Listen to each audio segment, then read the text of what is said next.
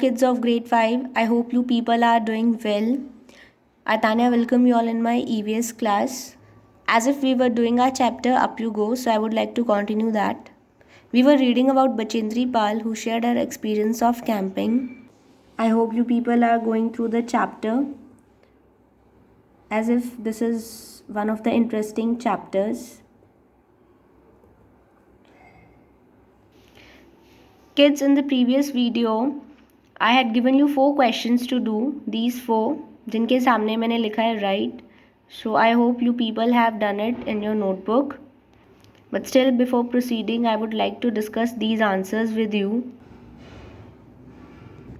First is what kinds of tools are needed for climbing mountains. Mountains climb करने के लिए किस type के tools चाहिए? For climbing mountain, we need a thick rope, sling, stick, axe, etc. Besides these things, food packets, water bottle, hook, plastic sheet, diary, torch, etc. They are also required. Your answer can be different and it won't be wrong in that case. The next is, have you ever seen a hook and rope being used for anything else? आपने hook और rope का जो use है वो किसी और चीज़ के लिए भी देखा है? Where? Yes, these are used to pull water buckets from a well or to pull heavy goods upwards. ये किस लिए यूज़ होते हैं? वाटर बकेट्स को ऊपर खींचने के लिए फ्रॉम वेल और टू पुल हैवी गुड्स, या फिर जो हैवी गुड्स होते हैं उनको ऊपर की तरफ खींचने के लिए. Third is what else can we use if we want to cross a river in the mountains. हम क्या यूज़ कर सकते हैं और अगर हमें रिवर क्रॉस करना है तो. To cross a river in the mountains we need thick rope and sling. Why do we need extra energy on the mountains?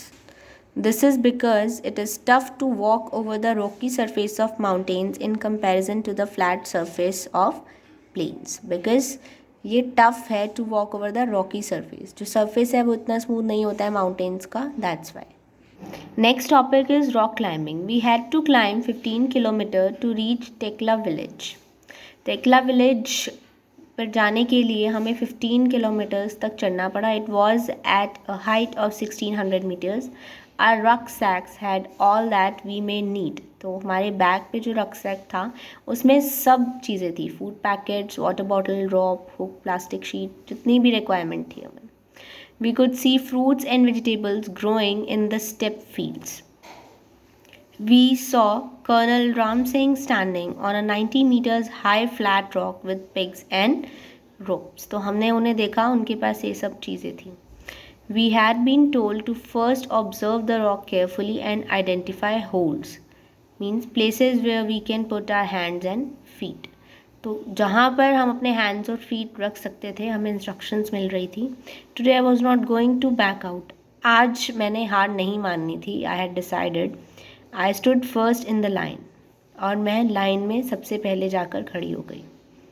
Are instructor tied a rope around his waist. उन्होंने अपनी waste के around क्या कर लिया? एक रस्सी बांध ली. He put the sling and held the thick rope which was hanging. He started climbing as if he was running up. और इतनी तेज़ी से वो ऊपर गए as if he was running. I also put my sling but as I took my first step I slip. लेकिन मैं नीचे गिर गई. And there I was swinging from the rope. Swinging like जैसे आप झूला झूलते हैं ना वैसे.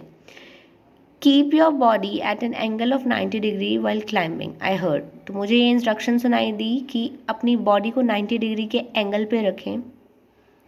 Keep your back straight. Do not bend. Bend नहीं होना है, अपनी बैक को आपने straight रखना है. Keeping this in mind, I imagined the rock as flat ground and started to climb up. मैंने रॉक को इमेजिन किया जैसे एक फ्लैट ग्राउंड है और मैंने क्लाइंब करना स्टार्ट कर दिया. Again while coming down we had to use the rope. जब हम नीचे आए हमें फिर से रॉप यूज़ करना था in a special way called rappelling. I did this with the same fearlessness. मैंने बिना डरे वैसे ही किया. देन दिस टेल पोर्शन बेटा it is just for discussion. So you need not to write it in your notebooks. This is just for discussion. Next is a funny incident. It was evening. Kondombi was feeling hungry. उसे भूख लग रही थी. We did not have anything to eat. हमारे पास कुछ भी नहीं था खाने के लिए. She jumped over the fence and got into a field. तो fencing जो होती है बाउंड्री पर वो जंप किया उसने और एक फील्ड में चली गई. She quickly plug 2 big cucumbers, 2 बड़े कुकम्बर्स उसने वहाँ से तोड़े and came back. Just then a woman came from behind and caught hold of her bag. उसे पकड़ लिया. She started saying something to Kundombi in her own language. और उसकी लैंग्वेज में उससे कुछ बात करने लगी. We could not understand what she was saying. Kundombi was trying to explain in her Mizo language. तो वो एक्सप्लेनेशन देने लगी उस लेडी को, which we could not understand. I tried to explain in Hindi but neither of them could understand it. मैंने हिंदी में explain करने का ट्राई किया लेकिन किसी को समझ नहीं आया. Finally I folded my hands to say that we were sorry. तो मैंने हाथ जोड़कर यही बोला, ma'am we are very sorry. By then our group had gone far ahead. हमारा ग्रुप आगे जा चुका था तब तक. इट वॉज ऑलरेडी डार्क और रात हो चुकी थी. I thought we had lost our way. हमें लगा हम गुम हो गए. Now we were really scared. डर गए थे. We could not see anything even with our torches. Torches के साथ भी हमें कुछ नहीं दिखाई दे रहा था. I started sweating even though it was cold. मुझे स्वेटिंग होने लगी हालांकि बहुत ठंड थी. आई टाइटली हेल्ड कुंदोम्बीज हैंड. मैंने उसका हैंड पकड़ा. I called out loudly.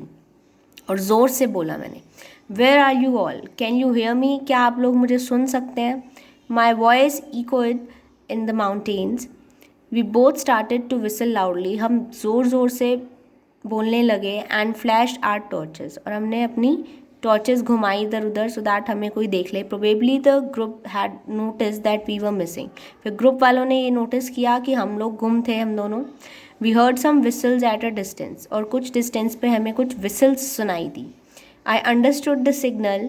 We held each others hand tightly and waited. हमने वेट किया एक दूसरे का हाथ पकड़े हुए. Kundombi felt that we should keep talking. उसने ये डिसाइड किया हमें कुछ ना कुछ बात करते रहना चाहिए. She started singing a Mizo song loudly. तो वो अपने लैंग्वेज में एक सॉन्ग गाने लगी. After some time we saw them coming towards us. कुछ टाइम के बाद हमने देखा वो लोग हमारी तरफ आ रहे हैं. At last we were with the group again. And finally हम लोग अपने ग्रुप में वापस पहुंच गए. So again there are some questions but you have to write only one. इसमें से इस पोर्शन में से टेल में से आपने सिर्फ थर्ड वाला क्वेश्चन अपनी नोटबुक में करना है. That's it. और कोई क्वेश्चन आपने नोटबुक में नहीं करना है. ओनली थर्ड वाला जो क्वेश्चन है, why do you think Kundombi would have sung loudly. Only this you have to write in your notebook. So this was all for today. Kids, please keep doing your work on time. On daily basis, daily आप अपना work करेंगे तो it will be easy for you. So this was all. Goodbye everyone. We will meet in our next lecture.